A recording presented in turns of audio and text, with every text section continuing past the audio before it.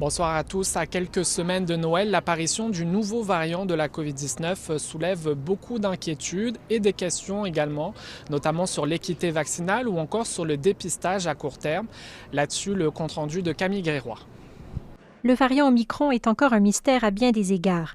Est-il beaucoup plus contagieux? Résiste-t-il au vaccin? Les chercheurs continuent d'étudier ces questions. Mais s'il y a au moins un aspect qui était ici prévisible, c'est le contexte dans lequel ce variant a émergé, soulignent des experts. This was predictable and preventable had we made our commitments to help vaccinate the rest of the world. Selon elle, tant qu'on n'assurera pas une meilleure couverture vaccinale partout dans le monde, l'histoire risque de se répéter puisque les conditions sont propices à de nouvelles mutations dans les régions où le niveau de protection est plus faible. L'équité vaccinale doit donc être notre priorité, renchérit cette avocate basée à Johannesburg.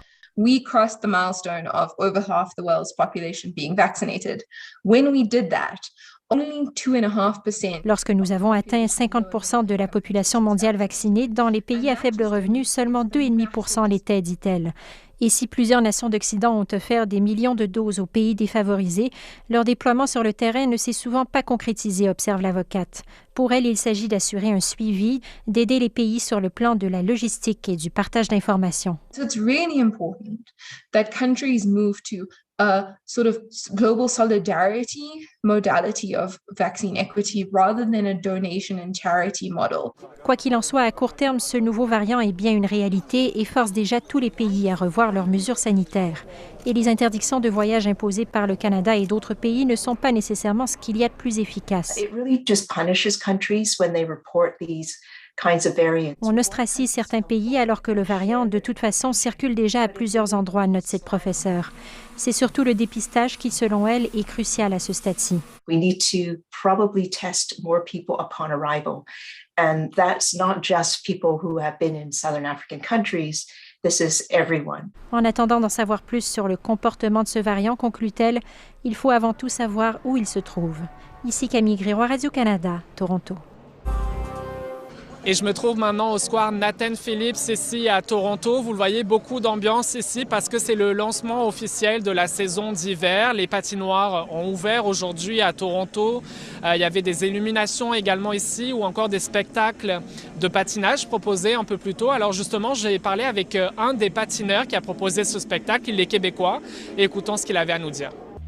Cet après-midi, on fait des très courtes performances au sein du patinage public. Donc, un peu comme des amuseurs de rue. Les gens nous entourent, nous regardent et ensuite, on leur propose de danser eux-mêmes sur la glace. On s'est rendu compte qu'on pouvait apprendre très vite à danser et patiner. Donc, c'est quelque chose qu'on aime beaucoup faire. On aime amener ce vent de changement puis de nouveauté au patinage parce qu'on est des amoureux du patinage. On était nous-mêmes des compétiteurs de haut niveau et on s'est rendu compte qu'en s'ouvrant l'esprit, en étant libre, en étant ouvert aux gens, qu'on soit un patineur débutant ou un patineur professionnel, il y a moyen de danser ensemble, puis d'en faire une activité sociale, puis une activité artistique qui est créative, qui est au goût du jour, puis surtout qui est inclusive de n'importe qui. C'est touristique, mais on n'a pas le décorum et 11 000 spectateurs comme dans les compétitions de patinage, mais on a une petite foule qui est proche de nous, qui est intime, qui vit quelque chose de rapproché, non pas physiquement, mais socialement, les artistes. Et puis on s'est rendu compte que ça nous rendait vraiment heureux de faire ça. Fait que vivre le spectacle en plein air, dans la ville, c'est une belle leçon. Puis on est né un peu dans la tradition des carnavals d'hiver au Québec, mais c'est un peu comme un retour aux sources qui nous fait énormément plaisir. On va continuer de faire des spectacles en intérieur parce qu'on a des œuvres plus longues où là, on doit s'asseoir là, pendant 1h30 puis prendre notre temps.